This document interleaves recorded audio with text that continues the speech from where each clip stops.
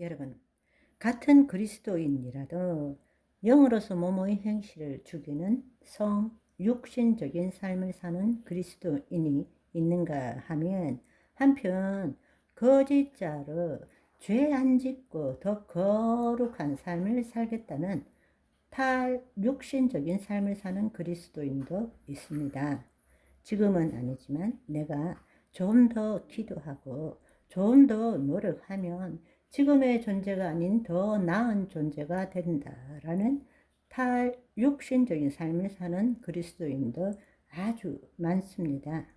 그것은 도 닦는 것과 아무런 차이가 없습니다. 주체가 나니까 주님이 아니고 자신이 누구인 줄 모르고 살고 있는 거란 말입니다. 그것은 그리스도 밖에서 탈육신적인 삶을 사는 것입니다. 우리는 이미 존재 자체가 바뀌어 버렸기 때문에 예수 그리스도 안에서 성육신적인 삶을 살아야 합니다. 예수 그리스도 밖에서 거짓자로 탈육신적인 삶을 살지 마시기를 소망합니다. 무슨 일이 있어도 여러분, 누가 여러분을 어떻게 한들 간에 그런 신앙생활을 하는 사람은 결코 훌륭한 그리스도인이 될 수 없습니다. 포기하세요.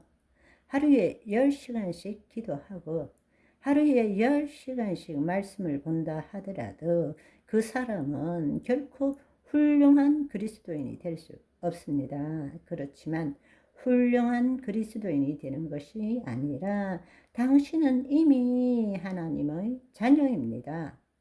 당신은 이미 하나님의 자녀입니다. 하나님의 자녀이기 때문에 하나님을 나타내는 삶을 살아야 되지. 내가 지금보다 더 나은 그리스도인이 되려고 신앙생활을 하는 것이 아니라는 거예요. 그렇다면 하나님의 자녀로서 그리스도 안에서 하나님의 의를 드러내지 않고 스스로가 삶의 주체가 되어서 하나님과 분리된 채 죄 안 짓고 거룩한 삶을 살아가고자 하는 자를 어떻게 하나님께서 구원의 완성을 이루시게 할 수 있다고 생각하십니까?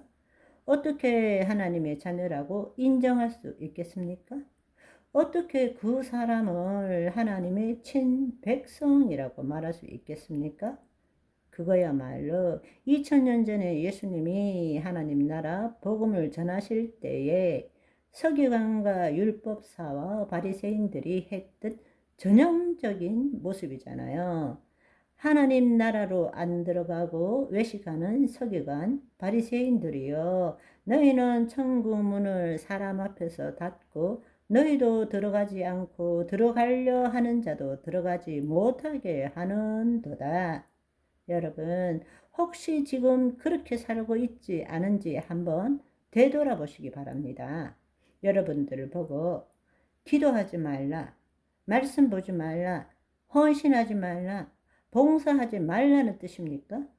아니요. 그렇게 사는 사람의 동기가 무엇입니까?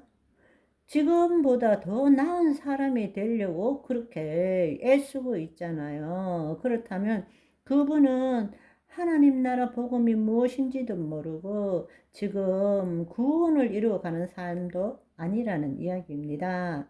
아무리 해도 하나님 자녀 되려고 애쓰는 삶은 아무것도 아닙니다. 이미 여러분은 하나님의 자녀이기 때문에 하나님의 의를 이룬다라는 것은 예수 그리스도 안에서 육신적인 삶을 산다는 것입니다. 죄를 안 짓는다라는 것은 그리스도 밖에서 거짓자로 탈육신적인 삶을 산다는 것입니다. 그런데 예수 그리스도 밖에서 거짓자로 탈육신적인 삶을 그렇게 열심히 살아가는 사람을 어떻게 하나님께서 구원을 완성시킬 수 있겠습니까? 쉽게 말하자면 내 새끼도 아닌데 그렇지 않아요? 두 번째 관점인 죄의 관점과 의의 관점에서 봐도 한국, 영구는 아니라는 사실입니다. 우리는 하나님의 의를 나타내는 자가 되어야 합니다. 그게 하나님의 친백성이기 때문에, 하나님의 자녀이기 때문에, 하나님의 자녀는 하나님의 의를 나타내는 자이지 죄를 안 짓는 자가 아닙니다.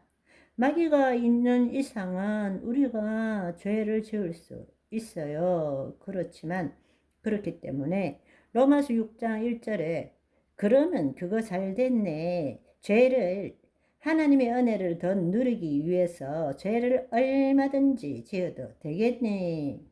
그거는 죽어보지 못한 사람이 하는 소리예요. 우리가 하나님의 자녀로서 하나님이 주시는 의와 평강과 희락을 누려본 사람이 왜 죄를 더 짓고 싶겠습니까? 하나님의 의를 더 나타내고 싶어 하죠. 하나님의 의를 나타내면 나타낼수록 죄는 사라지게 되는 것입니다. 죄를 안 지으려고 발버둥 치고 애를 쓰면 쓸수록 죄를 더 짓게 됩니다. 죄 속에 잡혀 들어갈 수밖에 없다라는 것입니다. 죄를 안 지으려면 죄에 대해서 생각을 많이 하게 돼요.